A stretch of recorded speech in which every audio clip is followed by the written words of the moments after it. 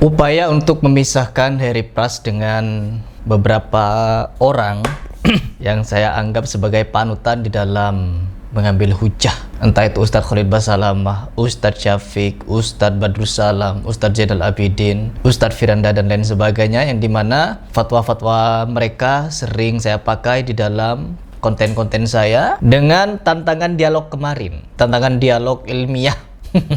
Dialog ngibul sebenarnya mereka itu ya, membela kengibulan ya dengan kengibulan lainnya. Sehingga apa? Ketika kita ladeni, jelas membawakan dalil-dalil yang bermasalah, lemah, bahkan palsu. Nah, di sini teman-teman, keresahan itu semakin terbangun ketika saya memberikan pembahasan. Selepas dialog itu, mereka berharap kalau saya akan berhenti untuk memberikan pembahasan tentang khurafat Habib.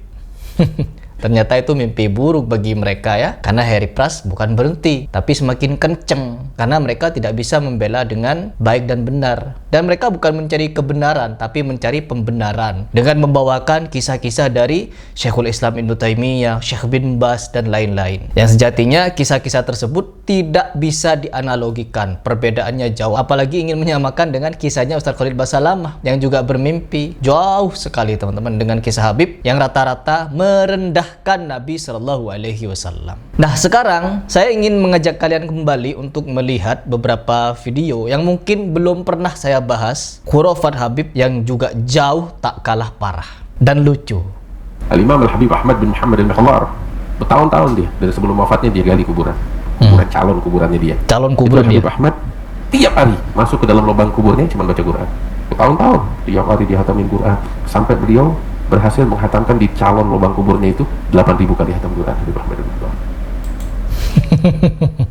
Ente ngikuti Al-Quran tapi nggak ngikuti habaib, ente juga sesat. Perhatikan teman-teman, seorang Habib mempersiapkan lubang kuburannya sendiri, lalu melakukan ibadah menghatamkan Al-Quran selama hidupnya 8.000 kali. Kita akan bahas ini secara ilmiah ya teman-teman, yang dimana di Mesir, kita kembali lagi kepada kisah ada seorang anak muda di Mesir.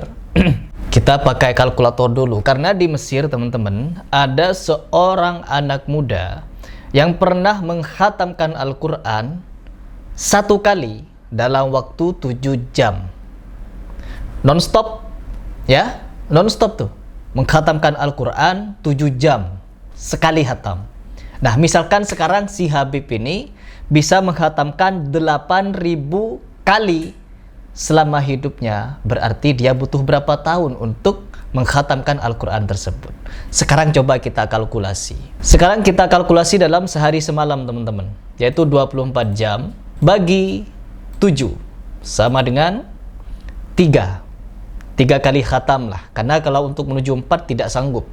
3 kali khatam selama sehari semalam. Sekarang kalau kita kalkulasi sebulan, kira-kira berapa? Taruhlah 3 ya teman-teman. Sehari semalam Habib tersebut bisa menghatamkan 3 kali Al-Quran kali sebulan. Berarti sebulan dia bisa menghatamkan Al-Quran 90 kali teman-teman, sebulan. Sekarang kalkulasi lagi teman-teman, kita kalkulasi lagi ya. Selama setahun berarti 12 kali. Kali setahun 12, berarti 1000 kali hatam ya, 1080 kali hatam. Berarti Habib tersebut butuh waktu non-stop sehari semalam, tanpa jeda, tanpa makan, tanpa minum, tanpa mandi, tanpa buang air besar, tanpa sholat, dan bagaimana apapun, butuh waktu sekitar 7 tahun atau 8 tahun. Coba kita kali 8 tahun, 8.600, taruhlah 7 tahun. Jadi Habib tersebut menghatamkan Al-Quran non-stop selama 8 tahun. Berarti Habib tersebut harus menghabiskan waktu selama 8 tahun non-stop baca Al-Quran. Kenapa? Khatamnya 8.000 kali. Masuk akal? Gak masuk akal teman-teman. Ya, misalkan ini kan 3 tadi, non-stop 3 kali khatam Al-Quran. Kalau dia sehari khatam Al-Quran, artinya apa teman-teman? Habib tersebut butuh 30 tahun kurang lebih untuk menghatamkan 8.000 kali Al-Quran. Jadi dia fokus di dalam kuburan. Sebelum mati dia fokus di dalam kuburan teman-teman. Kuburan yang dia gali sendiri untuk menghatamkan Al-Quran. Perhatikan baik-baik, apakah ini bisa masuk akal? Oh, kalau bagi orang yang akalnya sudah tidak sehat, pasti masuk teman-teman. Karena apa? Jangan dinilai di mata syariat, itu sudah tingkatan makrifat. Jadi tidak bisa diukur dengan mata syariat. Ya Allah, padahal bekerja itu teman-teman, bekerja mencari nafkah itu ibadah. Membaca sholawat itu ibadah. Sholat ibadah wajib. Ramadan, ya, Masya Allah, sangat banyak sekali ibadah-ibadah lain. Tapi kenapa si Habib tersebut memilih mengkhatamkan Al-Quran selama 7 tahun di dalam kubur non-stop baca Al-Quran?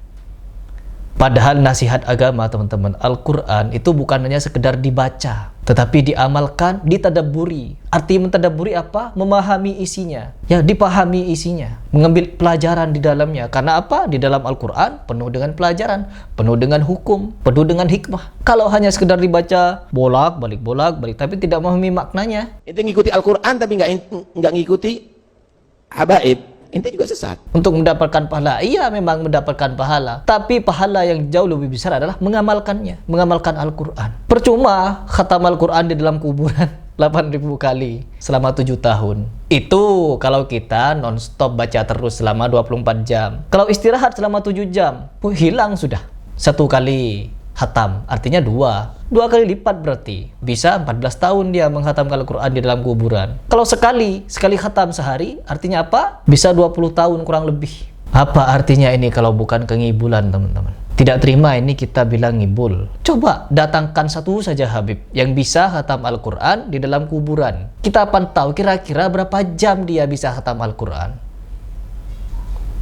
Ya, kira-kira. Manusia biasa loh. Nabi SAW manusia biasa. Sama. Pernah merasakan sakit, merasakan ngantuk, merasakan capek, merasakan berbagai macam hal yang kita rasakan. Tapi kalau bagi habaib, seolah-olah yang dirasakan Nabi tidak ada di habaib teman-teman. Khatam Al-Quran sekian ribu kali. Kenapa cerita-cerita seperti ini selalu digembar-gemborkan oleh para habaib? Ada beberapa hal teman-teman, yaitu pertama, mereka ingin bahwa cerita-cerita ini dianggap sebagai suatu keramat kepada habaib.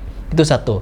Terus yang kedua, mereka ingin bahwa hanya golongan habaib yang bisa seperti itu. Akhirnya apa? Habaib diagung-agungkan dan dimulia-muliakan.